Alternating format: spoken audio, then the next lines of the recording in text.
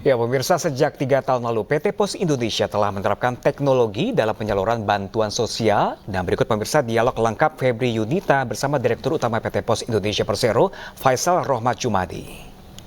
Penerapan teknologi di kinerja PT Pos Indonesia Persero terkait penyaluran bantuan sosial sudah dimulai sejak 3 tahun yang lalu. Hingga penyaluran bantuan sosial yang sedang dikerjakan oleh PT Pos Indonesia, yaitu penyaluran bantuan sosial sembako dan program Keluarga Harapan.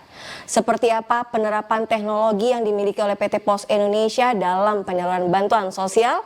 Hari ini telah hadir bersama saya Direktur Utama PT Pos Indonesia, Bapak Faisal Rohmat Jumadi. Bapak, salam sehat. Iya, Pak, Pos Indonesia masih diberi amanah dan kepercayaan oleh pemerintah untuk menyalurkan bantuan sosial, itu ada sembako dan PKH. Nah, Pak Faisal, penyaluran bantuan sosial baik itu sembako dan PKH ini kan juga menjadi salah satu inovasi dan transformasi digital dari PT Pos Indonesia. Nah, seperti apa Pak akuntabilitas dari PT Pos Indonesia terhadap proses digitalisasi dalam penyaluran bantuan sosial ini, Pak? Betul, jadi sebetulnya digitalisasi dalam proses bantuan sosial ini sangat membantu pertama Pos Indonesia untuk mempertanggungjawabkan tugas yang diberikan kepada Pos Indonesia gitu ya, itu penting. Nah, cara mempertanggungjawabkannya ini kan yang paling bagus itu atau yang paling ideal kalau transparan dan real time begitu. Jadi tidak hanya Pos Indonesia yang bisa melihat progresnya, tapi juga si pemberi kerja gitu. Dan real time, setiap saat dapat dilihat oleh si pemberi kerja tentang progres bantuan itu. Nah, makanya sehingga itu tidak bisa dilakukan kalau itu manual, karena kalau manual kan ada rekap sehingga prosesnya delay. Lebih panjang ya Pak. Jadi untuk mengetahui hari ini mungkin delay, baru besok bisa diketahui gitu progresnya, itu pun udah telat 24 jam gitu ya. Nah, maka dengan digitalisasi inilah sebetulnya membantu Pos Indonesia untuk melakukan tugas dengan akuntabilitas yang lebih baik tadi ya. Si pemberi kerja juga senang karena setiap saat dia bisa monitor progresnya gitu ya. Nah, itu maka kita digitalisasi. Nah, sejak awal penyaluran tahun 2020 sebenarnya sudah mulai kita kenalkan tools tadi ya, tools untuk penyaluran bantuan sosial yang akuntabilitasnya tinggi tadi. Nah, sejak saat itulah kita kembangkan yang namanya PGC itu kan, Posgiro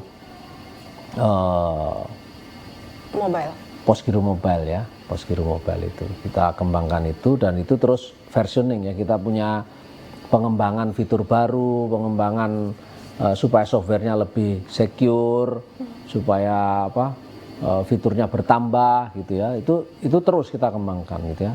Dan kita kembangkan juga sesuai, selain kita mengimprove terus, kita kembangkan juga sesuai permintaan customer atau pemberi kerja. Jadi misalkan pemberi kerja semula hanya foto wajah, bukan foto aja, foto orang dengan uangnya, dengan KTP-nya, dengan KK-nya, berkembang dan geotag di mana disalurkan. Berkembang pakai face recognition, berkembang lagi ada permintaan foto rumah kan gitu, berkembang lagi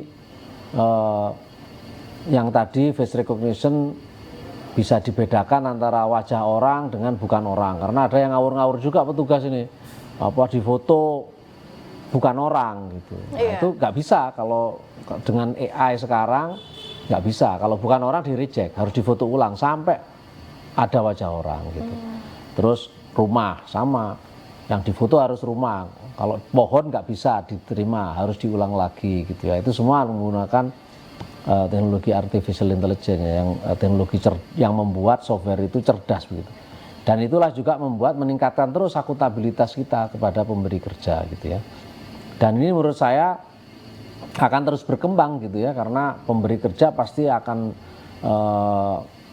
menambahkan term and condition ya, agar betul-betul tepat sasaran dan sebagainya. Dan kita terus berusaha berinovasi gitu ya, agar software yang kita kembangkan ini atau mobile apps yang kita kembangkan ini terus bisa memenuhi kebutuhan masyarakat. Oke Pak, apakah ini bisa diartikan bahwa Pos Indonesia itu elevate sebagai badan usaha karena jadi orkestrator bagi BUMN atau badan usaha lainnya Pak? Bisa dibilang seperti itu?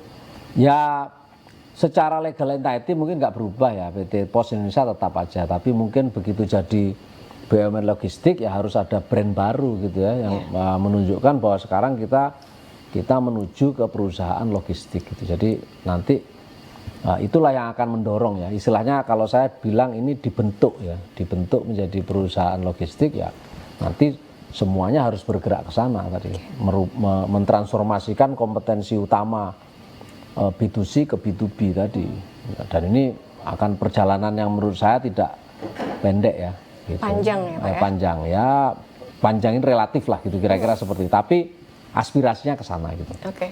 Dan ini juga pasti butuh dukungan dari segala pihak Pak untuk prosesnya ini.